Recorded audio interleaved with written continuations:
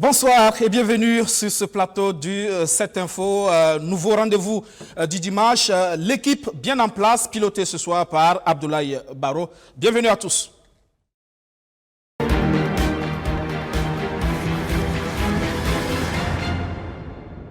Trois invités pour ce 7 Info. Le docteur Jean-Étienne Kwanda du CIMEB, le syndicat des médecins du Burkina. Il est médecin au Centre national de transfusion sanguine. On sera également avec le docteur Désiré Nakoulma. Il est le président de l'UNIPIL, l'Union nationale des établissements d'enseignement privé laïque, pour parler justement de la reprise des cours.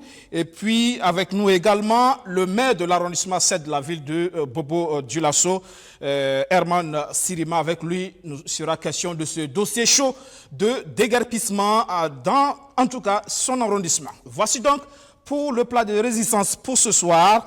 Avec moi sur ce plateau, donc, le docteur Jean-Étienne Kwanda. Encore une fois, bonsoir. Bonsoir, M. Guévré. Merci de répondre à notre invitation. Merci à vous. Alors, avec vous, donc, nous parlons notamment de la gestion de la crise sanitaire. Vous vous souvenez, suite au passage du délégué CIMEB du Nord sur ce plateau du 7 Info qui dénonçait le plateau technique du centre hospitalier universitaire régional de Waïgouya, on apprend que les lignes ont bougé. Le ministère de la Santé a dépêché une mission d'urgence pour régler le problème. C'est une satisfaction.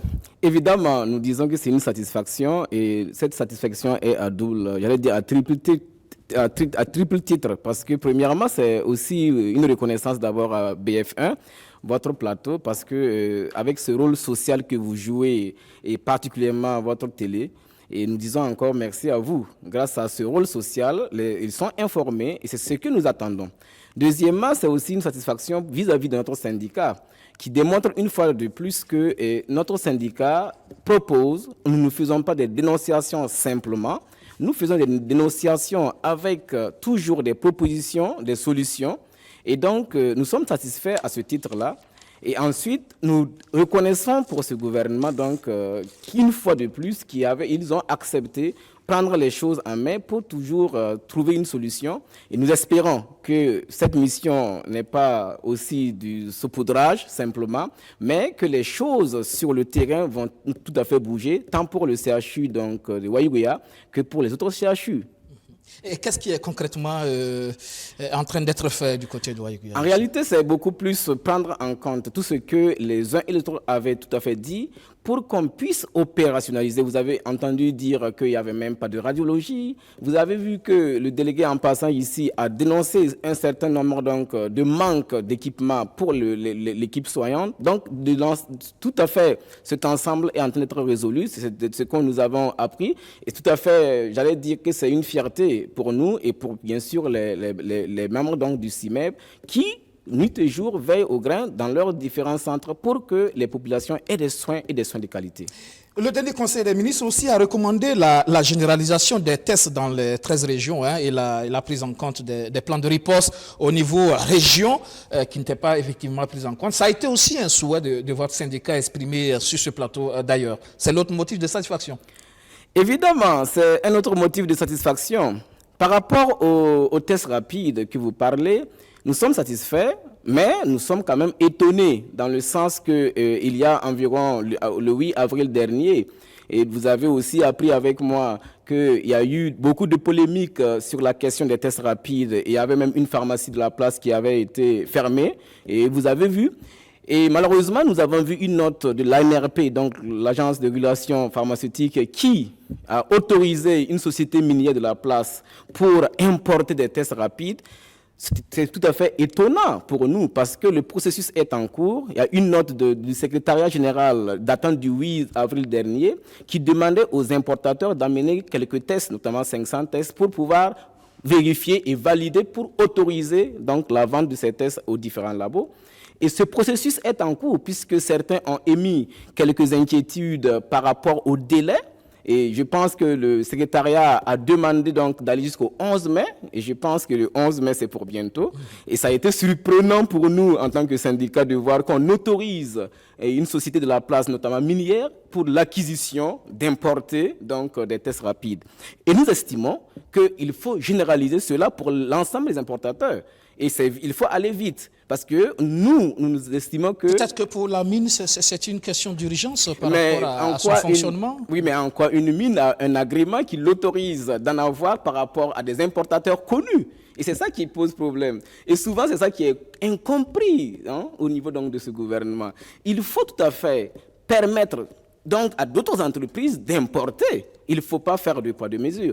Nous estimons aujourd'hui et nous appelons justement à ce qu'on procède justement à autoriser ces différents importateurs afin que les différents laboratoires, qu'ils soient privés ou publics, puissent avoir ces tests-là et qu'on puisse utiliser au profit de nos populations. C'est ce que nous dénonçons et c'est ce que nous appelons toujours de nos cœurs pour que ces tests rapides soient disponibles pour l'ensemble de nos populations.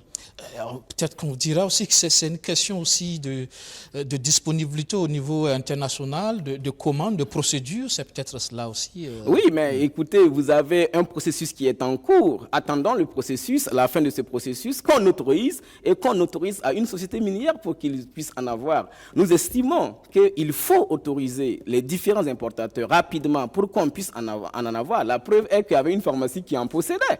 Malheureusement, ce n'était pas encore validé. Vous voyez, on ne peut pas aller dans ce sens-là et nous permettre donc de mieux comprendre. Nous estimons et nous appelons bien sûr à la généralisation de ces tests rapides au niveau de toutes les régions, au niveau de tous les laboratoires privés comme publics, pour qu'on puisse en avoir bien sûr l'accès. Et c'est ça qui est important pour nous.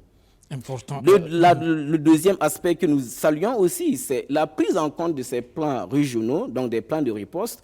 Et il faut dire que nous saluons à sa juste valeur. Malheureusement, le plus souvent, c'est que nous avons du personnel souvent démotivé. Et sur ce point de vue-là, nous appelons à ce qu'on puisse prendre en compte afin de motiver ce personnel au niveau de ces régions pour abattre un travail formidable. Et cela, c'est toujours au profit de la population. Vous voyez, c'est ça le rôle que nous voulons, c'est toujours dénoncer, assorti de propositions pour que les gens sachent que nous ne critiquons pas pour critiquer, mais c'est parce que nous voulons le bien-être de cette population et attirer l'attention donc de l'autorité pour prendre des mesures idoines. Quand vous voyez, nous avons du personnel qui, après le concours, le résultat de leur concours, ils vont attendre 18 mois pour rejoindre leur localité.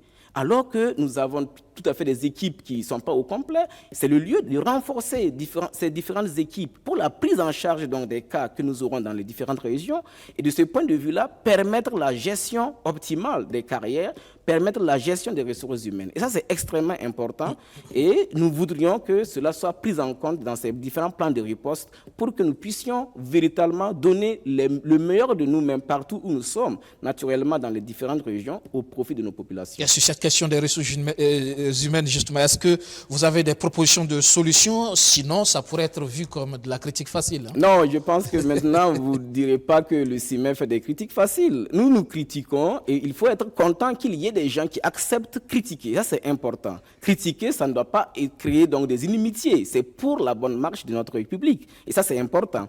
Des solutions, oui, nous en avons et on peut en proposer. Quand vous prenez la question de la gestion des carrières et la gestion des ressources humaines, il y a un gros problème. Ça fait 10 ans à peu près que nous traînons des casseroles. Vous savez, tenez-vous bien, depuis l'admission du concours, je prends un médecin, un pharmacien, un attaché de santé ou même un infirmier, un garçon de salle. Lorsque les gens gagnent leur concours, le droit positif dit, dès la publication donc, des résultats, on doit pouvoir les payer. Et vous voyez, ces gens-là vont attendre, comme je le disais tantôt, beaucoup de temps pour rejoindre leur poste. Il en est de même pour tous ceux qui reviennent de spécialisation. Et quand vous revenez, vous avez de la peine pour rejoindre votre poste. Et cela est une perte pour l'État. Parce que vous allez toujours payer ces gens. C'est une perte pour l'individu. On paie des gens qui ne travaillent pas. Absolument. Alors que le besoin est là. Absolument. Et c'est une perte pour l'individu parce qu'à force d'être là à ne pas travailler, en plus de la misérabilisation de ces gens, il y a aussi la perte de la main. C'est-à-dire que si on ne travaille pas, on peut perdre tout à fait la main que vous avez bien sûr appris. Donc, au jour d'aujourd'hui, notre première proposition, c'est de prendre, j'allais dire, des réformes courageuses pour informatiser les procédures, notamment de gestion des carrières, de gestion des ressources humaines et du tableau prévisionnel des emplois, de sorte à ce qu'on puisse centraliser Tenez-vous bien, monsieur Guébré, si vous voulez un dossier que le même ministère ou la même structure vous a donné une prise de service, on va vous redemander la même prise de service plusieurs fois parce que ce n'est pas informatisé. Ce que l'autorité ou à la limite, ce que l'État donne à l'agent, on va encore lui demander plusieurs fois. Il n'y a pas de traçabilité. C'est pourquoi nous demandons qu'on puisse informatiser et centraliser la gestion de ces carrières. Deuxièmement, au niveau donc de la santé, ce que nous voyons, c'est permettre l'opérationnalisation réelle de notre agence donc, de gestion des soins primaires. Et vous savez, c'est notre EPS, notre établissement public de santé, qui est de loin l'établissement qui a pu mettre la FPH en œuvre, à environ moins de 10%. Tenez-vous bien qu'on a à peu près 17 000 agents aujourd'hui qui ne sont toujours pas reversés par rapport à la loi de la fonction publique hospitalière. Et cela, c'est des sources de démotivation pour certains. Et ça, c'est évident. Et quand vous prenez la GSP, nous avons à peu près 10 000 agents qui ne sont toujours pas reversés. Voilà, il faut opérationnaliser, faire de telle sorte à accentuer la mise en œuvre donc, de ce décret. Et pour pouvoir reverser ces agents, et rapidement, vous allez voir que sur le terrain, dans nos différentes régions, on aura des équipes motivées qui sont là pour les populations. Et ça, c'est extrêmement très évident qu'on puisse aller à cela. En tout cas, c'est les deux propositions majeures qu'on puisse donner de la part d'un syndicat qui se veut être une force de proposition aussi et non simplement de dénonciation. Ça, c'est important. Merci, Dr Kwanda. Merci à vous, M. Guévré. Vous restez avec nous pour la suite de cette info. Pour suivre justement une question essentielle qui a fait polémique ces dernières semaines, c'est bien la question du dossier médical. Qui peut avoir accès à ce dossier? Nous avons rencontré un spécialiste sur le sujet. Document confidentiel, le dossier médical est une sorte d'archive qui renferme toutes les informations médicales d'un patient. Tout patient hospitalisé dans un établissement de santé publique ou privé en a droit. Cependant, son caractère confidentiel suscite plusieurs interrogations sur son accessibilité. Qui peut le consulter? Qui peut le réclamer? Pour le docteur Alfred Ouedraogo, enseignant de législation sanitaire à l'École nationale d'administration et de magistrature ENAM, malgré l'obsolescence du Code de santé publique du Burkina, certaines dispositions de la loi permettent de statuer sur la question. En principe, il n'y a pas de secret médical vis-à-vis du patient. Le patient a le droit à l'information, a le droit de tout connaître sur sa pathologie. Sauf évidemment si le médecin estime que les informations qu'il pourra donner au patient pourraient compromettre un peu son pronostic, pourraient entraîner un choc. Le médecin peut, de façon autonome, décider de différer cette information pour protéger la vie du patient. L'hôpital doit garder le dossier pendant 20 ans. Et si c'est une personne mineure, jusqu'à son 28e anniversaire, et si c'est une personne décédée, jusqu'à 10 ans.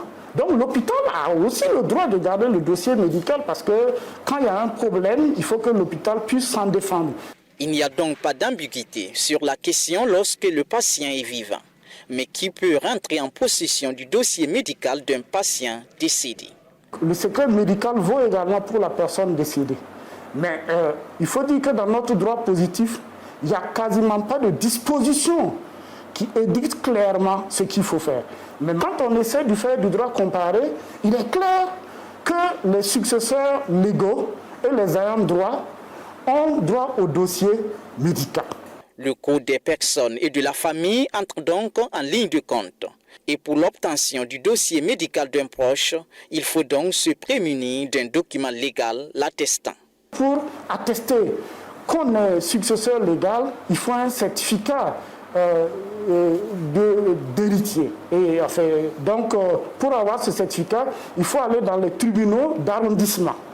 C'est le maire qui délivre ce certificat, qui atteste que vous êtes un successeur légal et que vous avez intérêt à avoir le dossier. Mais une fois que vous avez ce document, vous devez l'écrire à la direction de l'hôpital. Et une fois que vous écrivez à la direction de l'hôpital, deux hypothèses s'offrent à vous. Soit le directeur répond et vous donne les éléments du dossier, soit si vous attendez pendant 2 mois et qu'il n'y a pas de réponse, vous estimez que c'est un refus, en ce moment vous avez le droit de saisir les tribunaux de l'ordre administratif et vous avez jusqu'à 2 mois, sinon vous êtes dans la forclusion.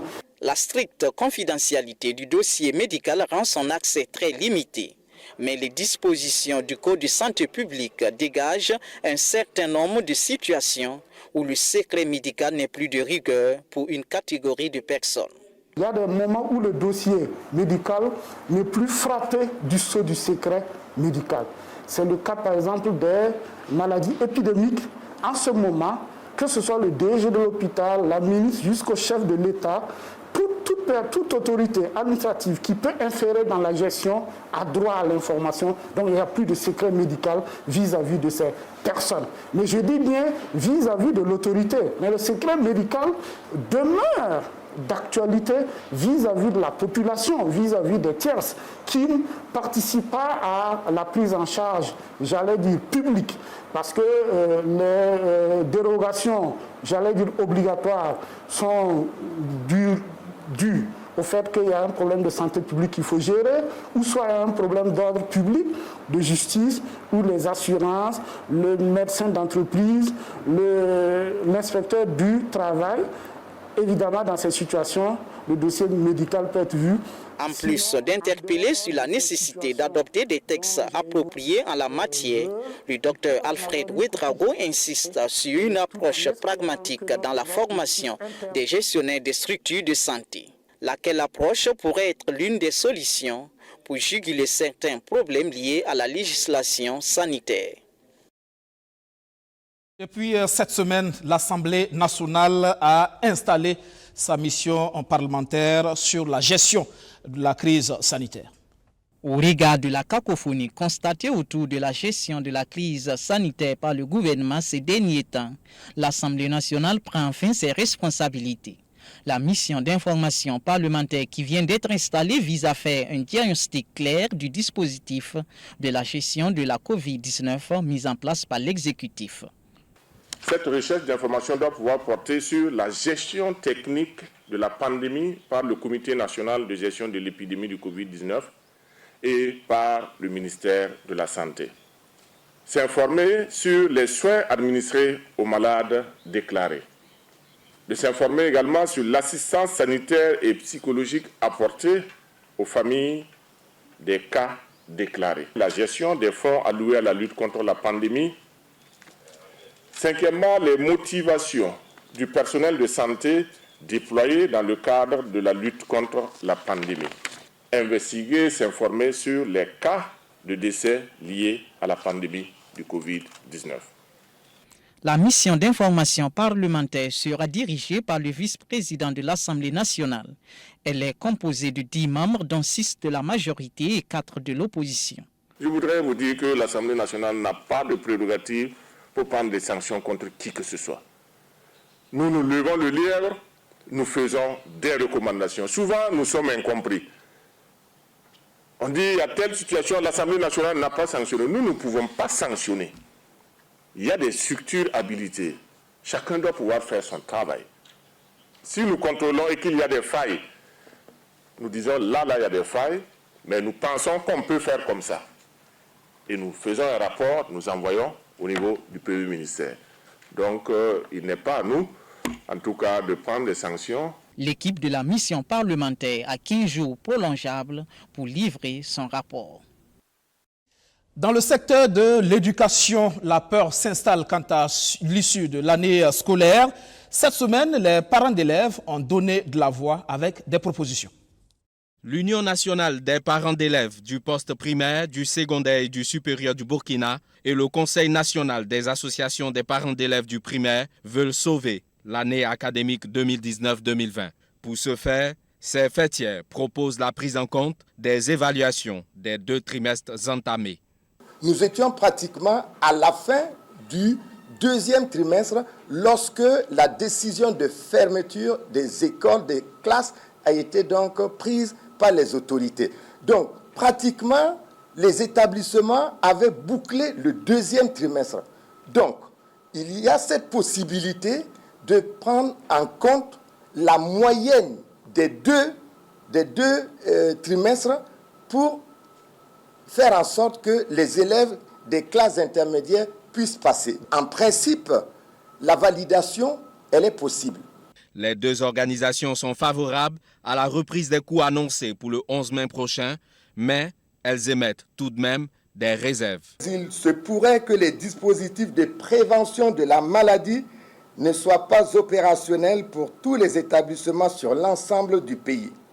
Dans un tel cas de figure, nous encourageons vivement les associations des parents d'élèves, APE, qui en ont la capacité de tout mettre en œuvre pour assurer la protection des enfants. Quant au projet de l'éducation via les canaux audiovisuels et en ligne, initié par le ministère en charge de l'éducation, les conférenciers le jugent difficilement réalisable. Ce projet, pour qu'il puisse toucher la quasi-totalité des élèves du Burkina Faso, cela va être difficile quand on sait qu'il y a des familles où il n'y a pas donc de radio et on sait qu'à ce jour, la fréquence donc 107.4 qui a été donc octroyée au MENA-PLN ne touche pas encore la quasi-totalité donc des villes et provinces du Burkina Faso. L'UNAPSB et le SENAPEP invitent par ailleurs le gouvernement à dialoguer avec les organisations syndicales du secteur éducatif en vue d'une reprise apaisée des cours. Sur ce plateau, le docteur Désiré Nakoulouma, il est le président de l'UNIPIL, l'Union nationale des établissements d'enseignement privé laïque. Bonsoir, docteur. Bonsoir, M. Guébré. Merci de répondre à notre invitation. Déjà, votre structure, l'Union nationale des établissements d'enseignement privé laïque, concrètement, est-ce que vous pouvez nous la présenter? L'UNEPEL, c'est donc l'Union nationale des établissements privés laïques, comme vous l'avez dit. C'est la structure faîtière des établissements d'enseignement non confessionnels du Burkina Faso.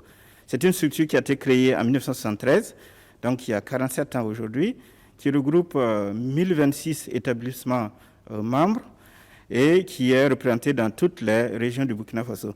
Et il faut dire que nos établissements membres et le secteur privé de l'éducation en général accueillent jusqu'à 51% des élèves dans le préscolaire, 15% des élèves dans le primaire, ça fait quand même plus de 2 millions d'élèves, 40% dans le post-primaire et le secondaire général, 75% dans l'enseignement et la formation technique et professionnelle et environ 20 à 25% des étudiants du Burkina Faso. Nous avons donc un rôle essentiel. Important donc dans le dispositif, dans le système éducatif burkinabé. Alors, la maladie est arrivée, la Covid-19, avec systématiquement cette conséquence, la fermeture des établissements scolaires. On imagine qu'au niveau des établissements privés, il y a forcément un impact lié à cette fermeture. Il y a deux types d'impacts. Il y a d'abord des charges que nous continuons de supporter. Les salaires des enseignants contractuels continuent d'être supportés par les fondateurs d'établissements. Il y a des établissements qui sont en location, qui continuent de payer des loyers, qui ont des crédits bancaires, qui continuent de payer des traites, il y a des établissements qui continuent de payer des charges sociales. Donc, ce sont des charges concrètes que nous supportons. Au-delà des charges, il y a des risques. Il y a un risque de non-recouvrement d'une partie de la scolarité due à l'arrêt des cours. Et il y a même un risque de perte d'effectifs à la reprise, et notamment pour le préscolaire où certains parents ne souhaitent pas ramener leurs enfants à la reprise. La scolarité, vous voulez dire que jusqu'à présent, tout n'est pas forcément payé? Non, effectivement, tout n'est pas payé. La scolarité est échelonnée tout au long de l'année. Donc, il y a au moins un quart des frais de scolarité qui restent encore à recouvrer. Il y a aussi ces anciens vacataires aussi qui ont organisé à plusieurs fois des conférences de presse pour dénoncer leur situation. Oui, nous avons reçu une correspondance des enseignants vacataires, mais c'est une correspondance qui nous demande plutôt de l'aide, un soutien. Ce n'est pas une revendication en tant que telle, parce que... Votre responsabilité n'est pas engagée. Notre responsabilité n'est pas engagée. Lorsqu'il s'agit d'enseignants contractuels, cela est différent. Nous avons signé des contrats avec un certain nombre d'enseignants, notamment dans le primaire et le secondaire, des contrats généralement de 9 mois couvrant l'année scolaire. Et lorsque les cours sont arrêtés, eh bien, il faut continuer quand même à payer ces charges. Mais lorsqu'il s'agit d'enseignants vacataires, et ce sont des enseignants notamment pour le supérieur, qui sont payés à l'heure de cours dispensés. Donc, lorsque les cours ne sont pas dispensés, ces enseignants ne sont pas payés, effectivement, ça pose un problème aussi pour ces enseignants qui n'ont plus de sources de revenus. Alors, par rapport à cette question, justement, ces établissements privés impactés, quelles sont vos propositions à vous au niveau donc, de votre union, des propositions pour la relance des activités? Parce qu'il est question, vous avez vu, dans la série de mesures prises par le président du Faso, il est question donc de soutien à la relance des entreprises en difficulté. On s'imagine que dans le secteur privé de l'éducation, c'est aussi des entreprises qui se retrouvent là dans des situations difficiles. Bon, nous voulons d'abord rappeler que c'est le gouvernement qui a pris la décision de fermer les écoles, dont les écoles privées qui sont des entreprises. Malheureusement, nous avons l'impression que nous sommes les grands oubliés des mesures qui sont proposées pour la relance, parce que d'abord, le chef de l'État, lors de son discours du 2 avril sur ces mesures, n'a pas mentionné le secteur de l'éducation. Et ensuite, la circulaire du ministre de l'économie, des finances et du développement relative à la mitigation des effets du Covid-19, qui propose des mesures fiscales d'assouplissement, donc d'allègement des charges pour les entreprises en vue de la relance. Cette circulaire-là ne mentionne pas non plus le secteur de l'éducation. Alors que, comme je viens de le rappeler, il y a un certain nombre de contraintes auxquelles le secteur est confronté. Alors, nos propositions, c'est d'abord au niveau du MENAPLN, le ministère de l'Éducation nationale et de la promotion des langues nationales, c'est d'abord le paiement des arriérés des frais de scolarité des élèves affectés par l'État dans les établissements privés. Vous savez que l'État affecte des élèves dans les établissements privés et à ce jour, l'État doit encore 4 milliards d'arriérés aux établissements privés. Et notre première proposition, c'est que ces 4 milliards-là soient réglés pour que les établissements puissent fonctionner normalement, continuer à supporter les charges. Et comme je le disais, il y a aussi les salaires des enseignants contractuels. Nous souhaitons que l'État prenne en charge pour la période de la fermeture, c'est-à-dire 3 mois pour le moment, le salaire des enseignants contractuels, parce que nous avons signé les contrats et par la suite, l'État a décidé de fermer sans suspendre ces contrats. Et de façon générale, nous souhaitons que lorsqu'il y a des mesures de soutien au secteur de l'éducation, que ces mesures-là bénéficient au secteur privé comme au secteur public. Et au niveau du ministère de l'Enseignement supérieur, de la recherche scientifique et de l'innovation, il y a également des arriérés de frais de scolarité parce que l'État affecte aussi des étudiants dans nos établissements d'enseignement supérieur. Et à ce jour, l'État doit encore 500 millions aux établissements privés d'enseignement supérieur. Nous souhaitons que ces arriérés soient payés et l'État a initié un certain nombre d'actions en faveur des universités publiques, notamment l'opération un étudiant, un ordinateur. Il y a une opération qui vise à faciliter la connexion Internet des étudiants. Donc nous souhaitons que le privé soit pris en compte également dans ces opérations. Que tous les étudiants du Burkina soient traités sur le même pied d'égalité, qu'ils soient dans le public ou dans le privé. Parce que tout le monde est touché, justement. Alors, les parents d'élèves, vous l'avez vu tout à l'heure, proposent donc une solution, c'est la validation de l'année scolaire avec 2 trimestres. Qu'en pensez-vous et quelles sont vos propositions à vous, justement, pour la reprise des cours?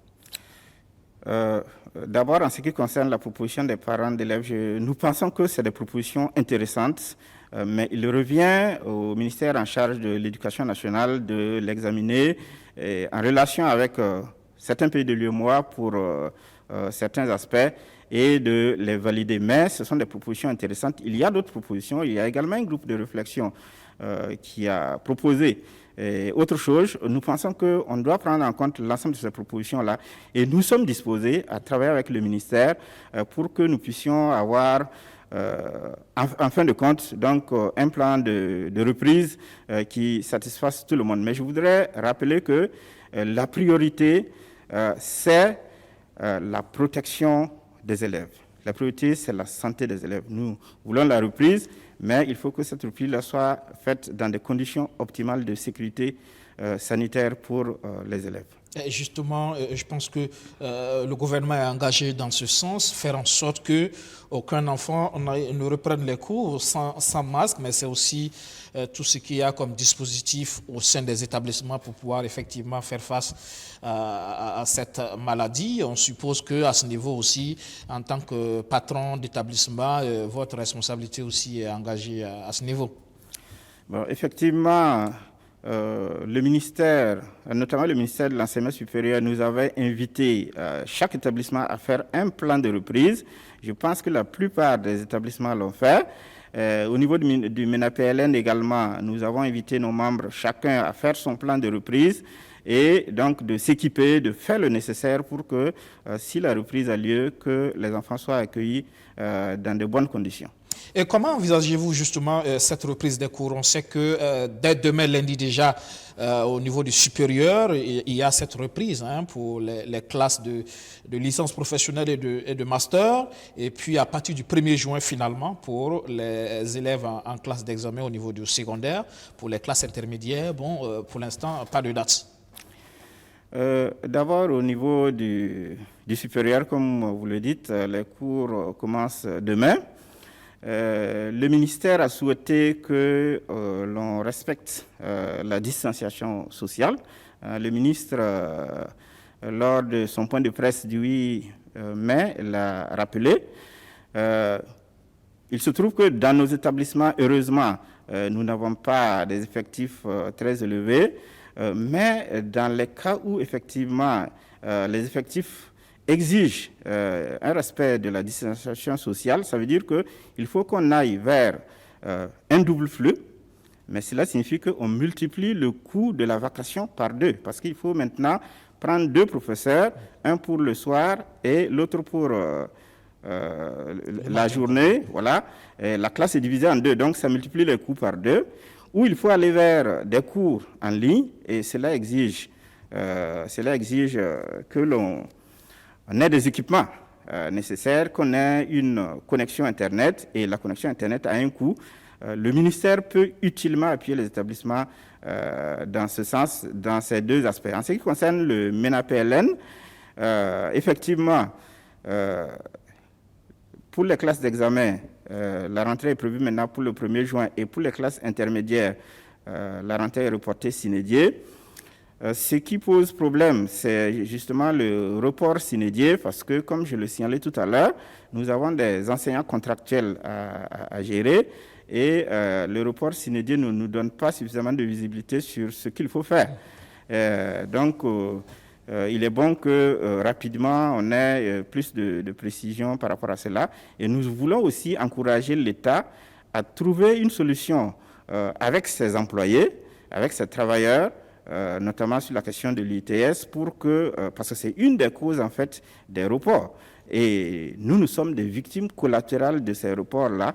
Nous exhortons l'État à trouver une solution avec ces travailleurs pour que nous puissions reprendre les cours. Pour qu'il y ait en tout cas une reprise sereine des cours et qu'on puisse sauver l'année. Vous y croyez? L'année sera sauvée, à votre avis? Nous pensons que c'est possible, parce que en réalité, dans le plan d'action du MENA-PLN, on devait reprendre les cours le 25 mai pour terminer en fin juin. Ça veut dire qu'il reste en fait 1 mois. 1 mois, c'est rattrapable. Même si on va remettre la fin des cours à la rentrée prochaine, on a 1 mois à rattraper, cela est possible. Il suffit donc de réunir les conditions avec tout le soutien nécessaire pour les établissements. Merci, Dr Désiré Nakoulman. Merci de m'avoir reçu. Je voudrais, pour terminer, dire que ce que nous cherchons, ce que nous recherchons dans le privé, c'est que les élèves puissent reprendre le chemin des classes dans les meilleures conditions possibles. Avec le ministère, nos ministères de tutelle, nous souhaitons qu'il y ait un véritable partenariat public-privé, que nous soyons associés à toutes les mesures qui sont prises et que nous puissions aussi y contribuer.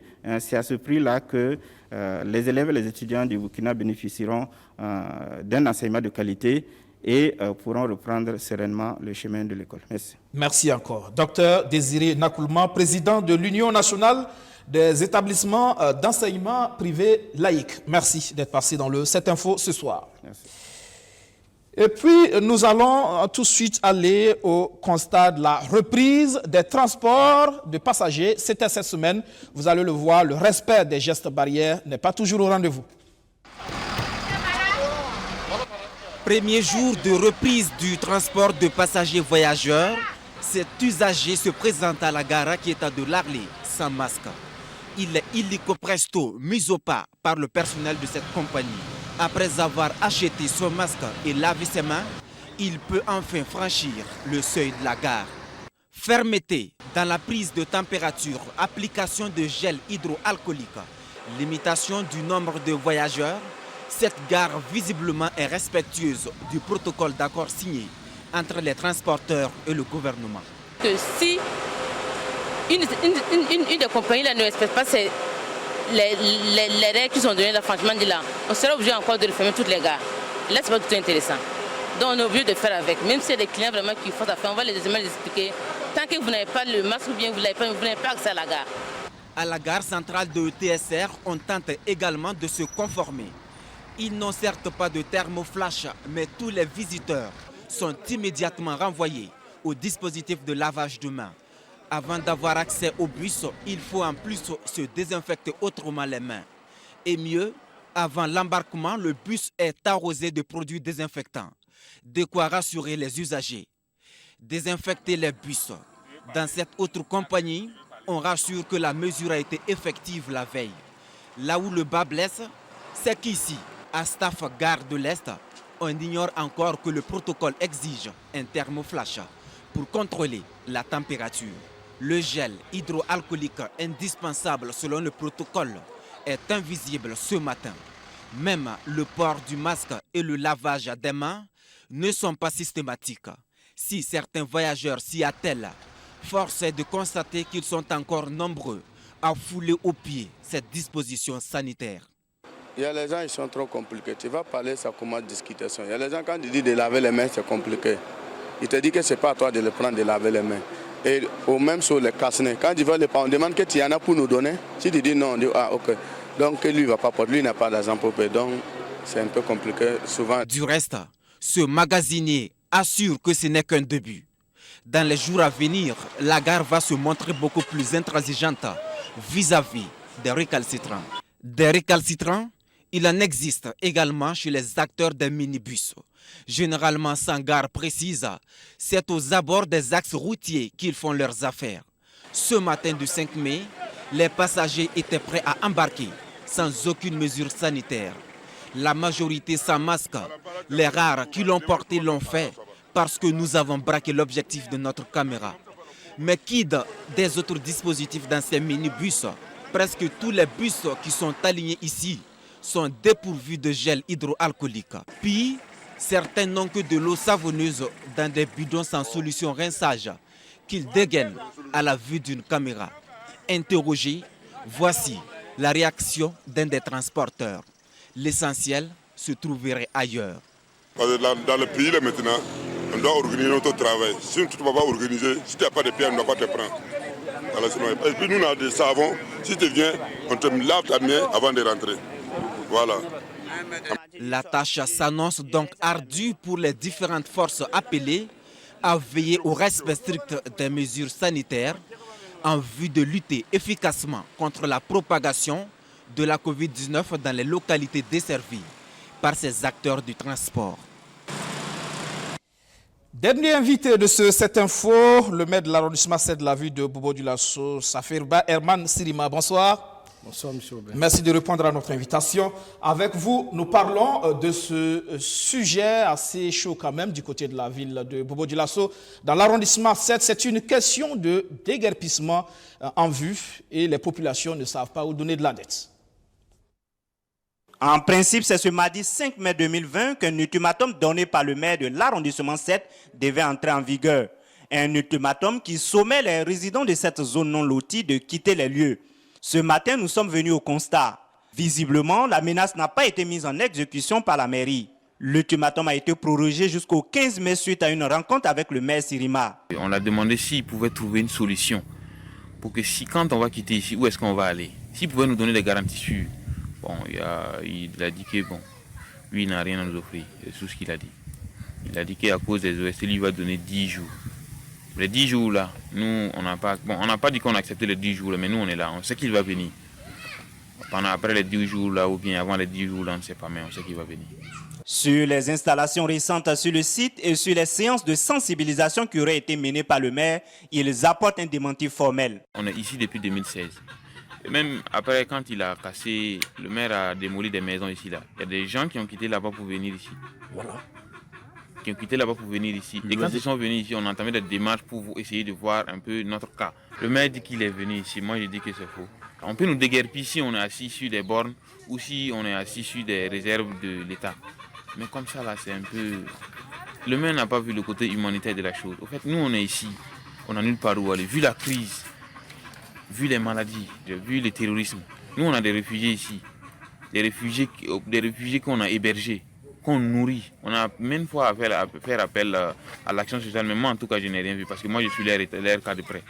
En attendant la date du 15 mai, Abdul Karim Ouedraogo et ses camarades en appellent une fois de plus à la clémence de la municipalité.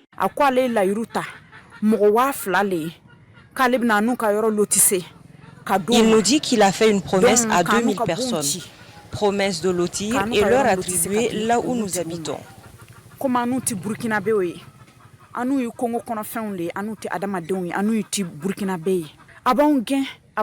Casser nos maisons pour d'autres personnes. Ne sommes-nous pas aussi des Burkinabés? Ne sommes-nous pas des êtres humains comme ces gens-là? Rokia Ouattara, une mère célibataire avec 2 enfants, avait ému de nombreuses personnes avec ses larmes lors de notre reportage précédent. Si ces larmes n'ont visiblement rien changé à la décision du maire, elles ont tout de même touché une bonne volonté qui a décidé d'apporter un soutien financier à Rokia et à ses enfants. Le maire donc de l'arrondissement 7 de la ville de Ouagadougou et de Bobo-Dioulasso, Herman Sirima, est avec nous. Bonsoir encore une fois, monsieur le maire. Question simple pour commencer. Est-ce que vous êtes un homme insensible? Je dirais que je suis un homme normal. D'ici la fin de l'émission, peut-être je laisse le choix aux uns aux autres de juger effectivement, se rendre compte si je suis normal. Pour moi, vraiment, je suis très sensible. Et je pense qu'en tout état de cause, il ne faudrait pas mettre le sentiment quand on veut gérer une société. Il faut partir sur la base d'un certain nombre de principes. Force doit rester à la loi. Force doit rester à la loi. D'accord. Alors, zone non lotie ou zone lotie? Zone non lotie. Voilà. C'est une zone non lotie.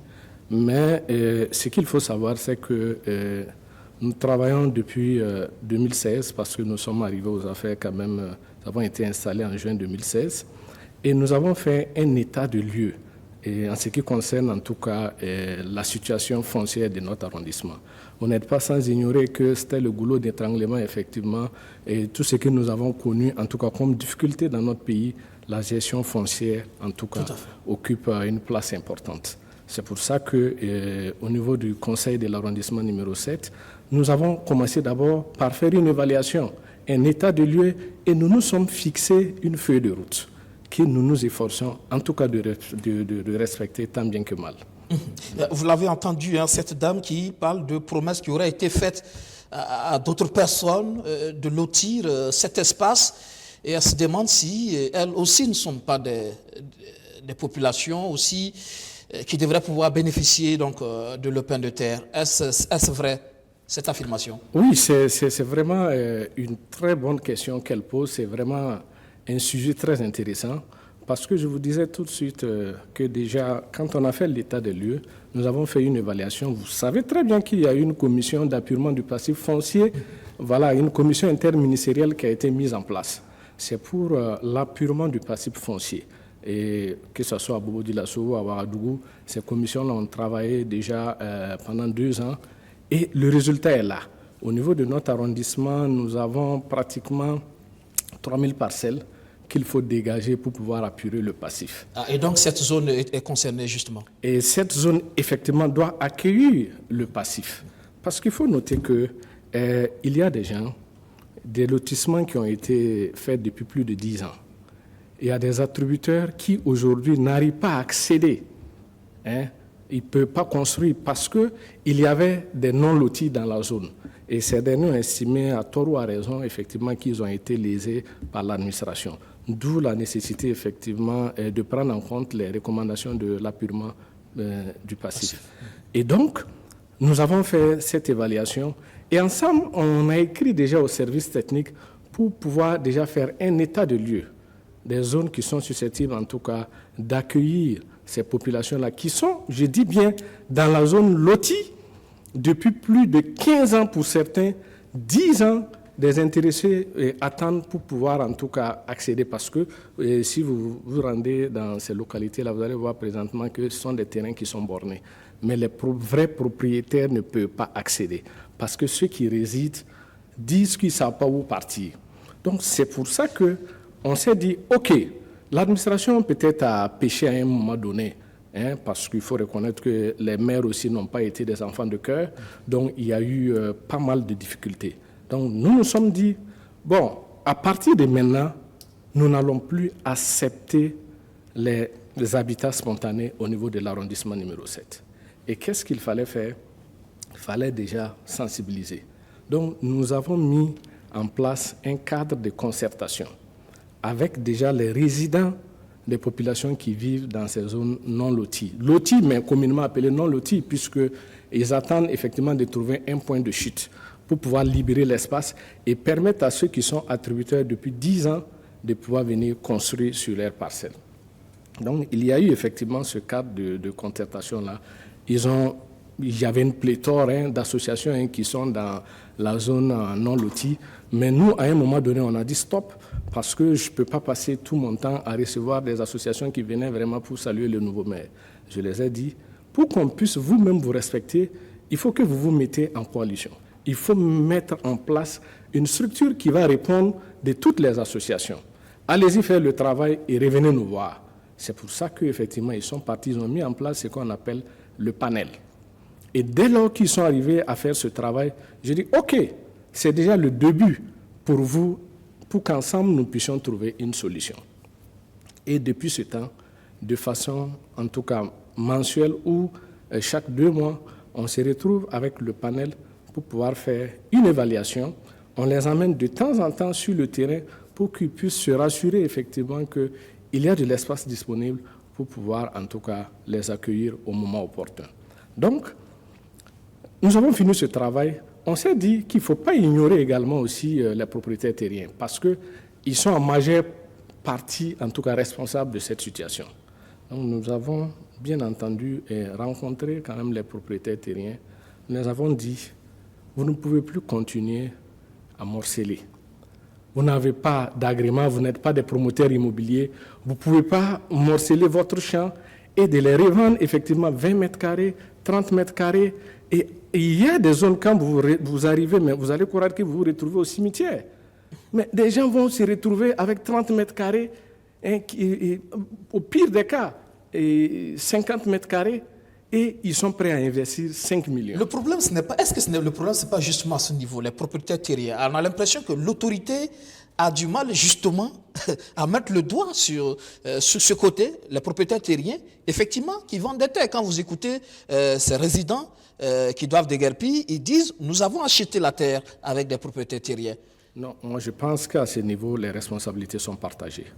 Moi, quand j'estime que je n'ai pas les moyens, je ne vais pas mettre de l'argent et payer des terrains sans avoir un titre de propriété.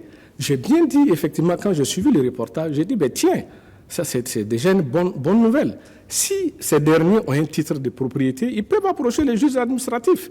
Je pense que la justice est là pour tout le monde. Dès lors que, effectivement, le juge administratif va nous approcher pour dire, voilà, il y a telle partie qui sont venus nous voir parce qu'ils ont des documents en bonne et due forme et ils estiment qu'ils ont été lésés, l'administration va les rétablir dans leurs droits.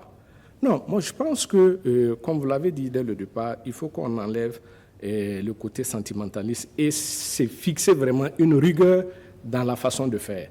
Parce qu'il faut reconnaître, ceux qui paient, vous avez bien suivi le reportage, quand les gens me disent qu'ils sont installés depuis 2015, mais quand regardez ces bâtiments, on n'a pas besoin d'être un expert en bâtiment pour se rendre compte qu'il y a des bâtiments même qui attendent des toits. C'est récent. C'est très récent. Mais comment se fait-il que la mairie n'est pas arrivée à empêcher cela, puisque c'est récent? Non, vous savez, les gens profitent effectivement de la situation du Covid-19 là pour pouvoir accélérer les travaux. Et je vous dis que c'est des situations qui vont très rapidement. Parce que si je reviens un peu en arrière, je vous ai parlé effectivement de la phase de sensibilisation que nous avons eue. Nous sommes sortis et le premier jour, quand j'ai dit effectivement à mes collaborateurs au niveau de la mairie, nous allons aller vers la population pour vraiment essayer de les faire comprendre qu'il faut arrêter avec les habitats spontanés si on veut un jour en tout cas régler le problème de parcelles au niveau de la ville de Bobo-Dioulasso. Mais beaucoup m'ont découragé, ils m'ont dit non mais écoutez monsieur le maire c'est dangereux, ils sont agressifs. J'ai dit ben écoutez, celui qui sent qu'il a un passif compromettant, il peut rester. Mais je sais que je n'ai rien à voir dans la gestion du foncier. Et donc, je suis prêt effectivement à aller vers cette population qui, d'ailleurs, nous ont fait confiance. C'est eux qui nous ont permis d'être là où nous sommes. Donc, nous avons effectué effectivement 4 assemblées générales. Je vous dis, 4 assemblées générales avec la population de Belleville. Nous avons des archives. Et ça a commencé depuis quand? Depuis 2016. Je vous dis, depuis 2016. Et quand on a fini, déjà au moment où on se disait qu'on arrivait quand même à avoir la maîtrise de la situation, nous avons été alertés effectivement par les populations qui vivent dans la zone non lotie qu'il y a une nouvelle zone qui est en gestation. Et c'est ça qui nous a amené effectivement à effectuer des sorties. Et quand nous sommes sortis, j'ai trouvé effectivement que voilà, il y avait des petits plaques qui poussaient un peu partout, des fondations un peu partout. Et je suis allé au contact avec ces derniers. Je les ai dit, mais écoutez, nous avons été très clairs. Et croyez-moi, si vous continuez, vous allez me retrouver, en tout cas sur votre chemin. Ils m'ont promis effectivement que dès que je vais tourner les dos, ils vont tout rassembler. Il y avait des promoteurs d'écoles, des intellectuels. Souvent, ça rime vraiment avec la déception. Des intellectuels qui souvent s'adonnent à ce genre de pratiques. Qui connaissent bien les textes. Qui connaissent très bien les textes et qui se permettent effectivement de faire ce genre d'activité. Et donc, ils ne savaient pas que j'allais revenir une semaine plus tard. Et quand je devais ressortir, je suis sorti cette fois-ci avec la presse. Parce que nous connaissons cette ville. Les gens sont comme ça, ils aiment toujours jouer le martyr. Ils se disent, bon, tu n'es pas au courant. Mais aujourd'hui, quand quelqu'un, par exemple, peut permettre effectivement de voler une moto, tu sais que c'est une moto volée. On n'a pas besoin de te dire que tu n'as pas le droit, mais si tu le fais, le juge n'a pas besoin de regarder tes yeux pour te condamner. Et c'est clair et net qu'ils savaient très bien à quoi ils s'exposaient. Mais comme ils ne s'attendaient pas à me voir, je me suis rendu compte qu'ils ont accéléré les travaux. Mais je vous assure, en une semaine, je n'ai pas reconnu les lieux. J'ai dit, tiens, d'accord, attendez-moi, je reviendrai dans une semaine. Et j'ai invité et j'ai fait une conférence de presse avec l'équipe de la mairie de l'arrondissement numéro 7, avec la commission l'aménagement du territoire. Nous avons tenu une conférence de presse. Nous avons attiré l'attention de l'opinion publique. Parce que j'étais sûr, quand on va commencer à agir, les gens viendront pour nous dire, bon voilà, ce sont des Burkinabés. Et on oublie le problème qui est derrière. Quand nous sommes sortis avec la presse, BF1 était là ce jour. Il vous suffit de regarder dans vos archives du 3 décembre 2018, vous allez vous rendre compte que la zone qu'on avait visitée une semaine auparavant, mais on allait trouver beaucoup de gens, puisqu'ils disent qu'ils ont l'habitude de le faire. Il n'y a pas de problème, mais ils ne comprennent pas pourquoi cette fois-ci, nous, on est contre. Mais personne n'a reconnu les lieux. Et nous avons procédé à une destruction de ces habitats spontanés-là. Et je pense que c'était un message fort pour dire aux uns et aux autres qu'il faut qu'on essaie quand même de se discipliner dans ce pays-là. Il ne faudrait pas que les gens, à tout bout de champ, disent plus rien, ne sera comme avant. Mais nous, on n'est pas prêts à changer.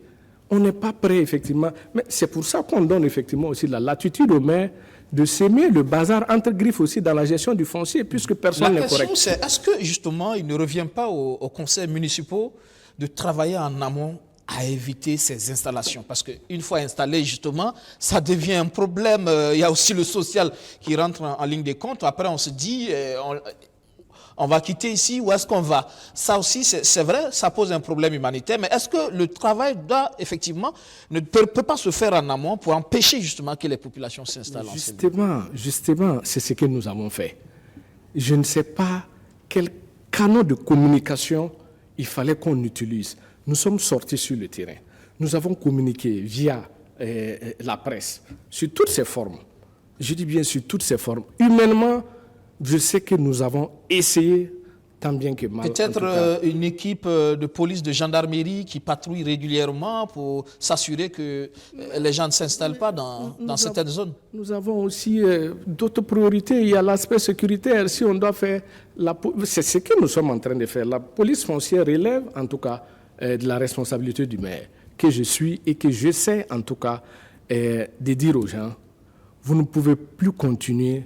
Et moi, je ne peux pas comprendre. Vous dites que vous n'avez pas les moyens. Avant, quand on regardait les zones non loties, vous n'allez pas voir des maisons en dur. Mais vous imaginez quelqu'un qui estime qu'il n'a pas les moyens, il est prêt à payer 500 000 francs pour avoir 30 mètres carrés. Il est prêt à investir 4 millions, 5 millions.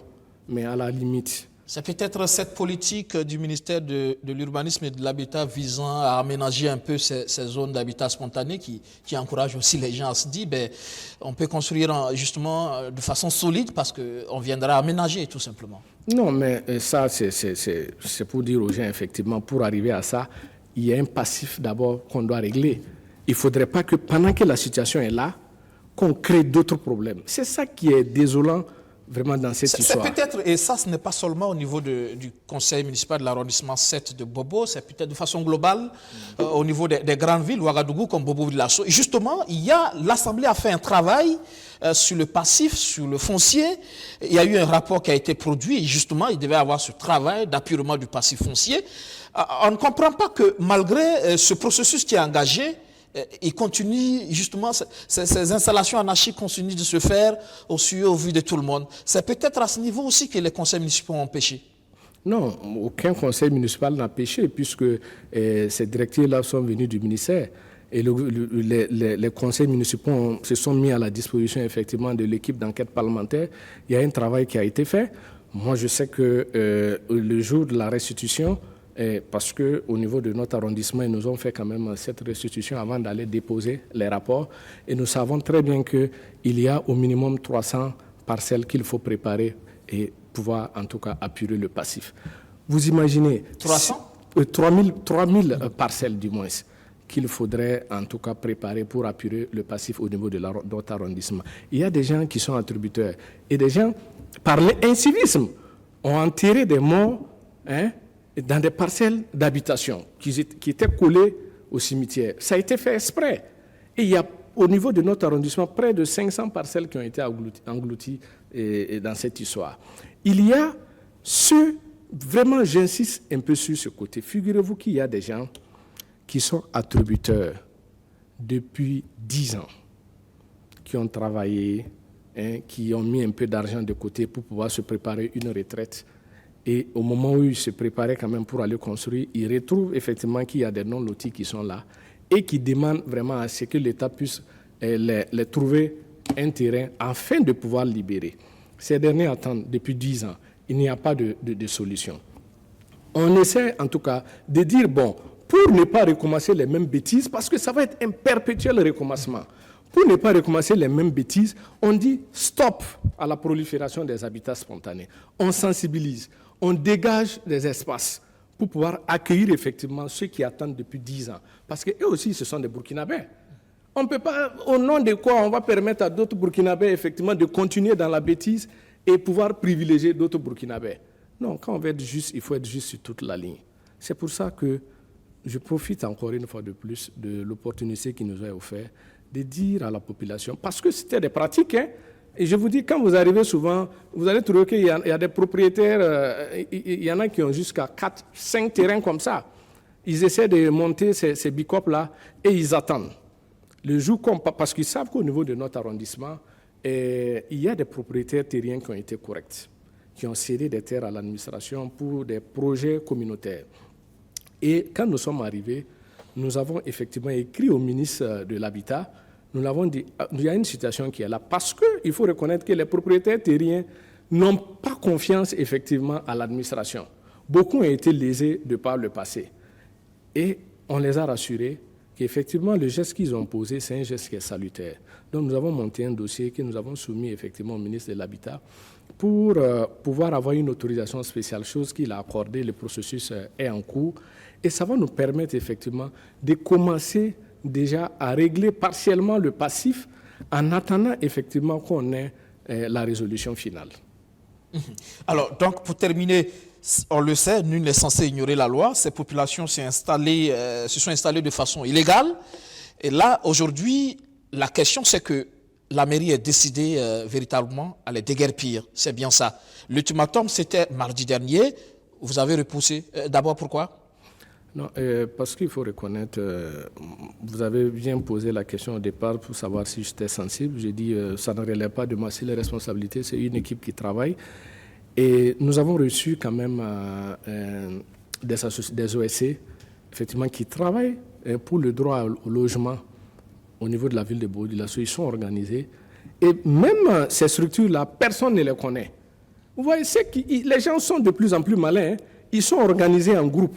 Ils essaient de faire prévaloir leurs droits. Mais personne ne connaît ces derniers. Personne. Ni le panel, ni le mouvement citoyen pour le droit au logement. Personne ne les connaît. Mais ces derniers, effectivement, quand ils sont allés les voir, ils ont échangé, ils ont décidé effectivement de venir nous entretenir. Donc, ensemble, on a essayé, en tout cas, d'échanger. Ils ont vu effectivement le risque qu'ils ont pris. Ils ont joué, ils ont perdu. Et on a décidé effectivement à détruire ces habitats. Mais je les ai demandé, bon, nous savons tous, hein, avec la situation du pays, ce n'est pas facile avec le corona, hein, les gens sont restés sans activité pendant un certain temps. Il y a eu quand même pas mal de préoccupations que je n'ignore pas. Et ensemble, je les ai demandé, donnez-moi une date. Vous estimez que vous pouvez libérer les lieux quand? Parce qu'il faut qu'on s'accorde.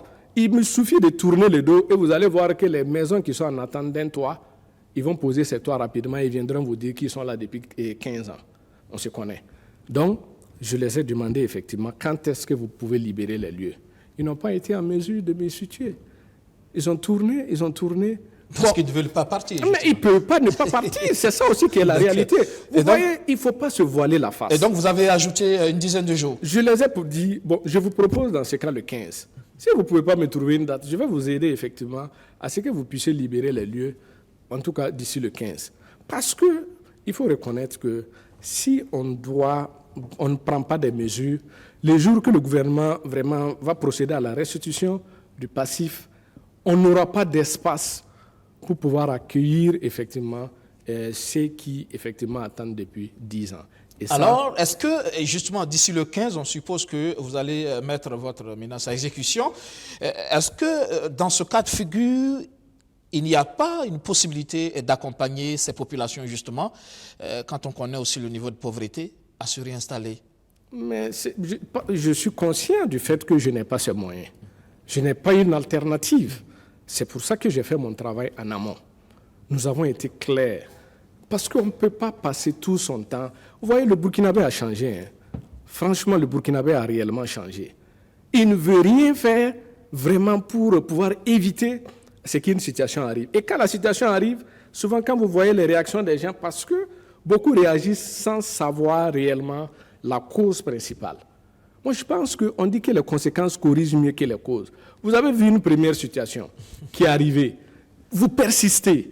Mais à quelle fin? D'accord. À quelle fin? À quelle fin? Et donc, le 15 mai, on suppose que vos bulldozers seront sur place pour déguerpir ces populations. Donc, c'est décidé. C'est décidé. Je n'ai pas le choix. Nous sommes obligés vraiment d'avancer. La loi, dure soit-elle, doit être appliquée à tout le monde. Et cette terre appartient à qui? À la mairie ou aux propriétaires terriens finalement? Aux propriétaires terriens qui effectivement n'avaient pas... Parce qu'il faut reconnaître qu'il y a d'abord quelqu'un qui allait payer ces terres-là auprès des propriétaires terriens et qui est venu ensuite maintenant morceler et revendre. Voilà la difficulté. Et ce dernier, et je vous informe que nous avons formulé une plainte. Nous allons déposer également aussi parce que pour moi, ça s'assimile à une tentative d'escroquerie. D'accord. Voilà. Alors, une dernière question pour terminer. Est-ce que vous n'avez pas peur d'engager un tel processus? On est à quelques mois des élections. On est en année électorale. Oui, mais... Vous n'avez pas peur pour votre électorat? Non, moi je n'ai pas peur. Moi je pense que ceux qui ont eu confiance en moi, nous avons présenté un programme, nous avons travaillé sur la base d'une feuille de route. Et je les tiens régulièrement informés. Si je dois être voté, pour installer l'anarchie, je préfère me retenir. Si effectivement les uns et les autres veulent que nous puissions développer le Burkina Faso, développer la ville de Bobo-Dioulasso, je pense que je suis à leur disposition pour qu'on puisse avancer ensemble. Merci, Monsieur Herman Sirima. Vous êtes le maire de l'arrondissement 7 de la ville de Bobo-Dioulasso. Avec vous, nous avons parlé de ce dossier de déguerpissement de population au niveau donc, du secteur 29, c'est bien ça? C'est bien ça. Merci encore d'être passé dans le 7 Info ce soir. Merci. Madame, Messieurs, ça sera tout pour ce 7 Info. Merci de nous avoir suivis. Excellente reprise de travail demain. Bonsoir.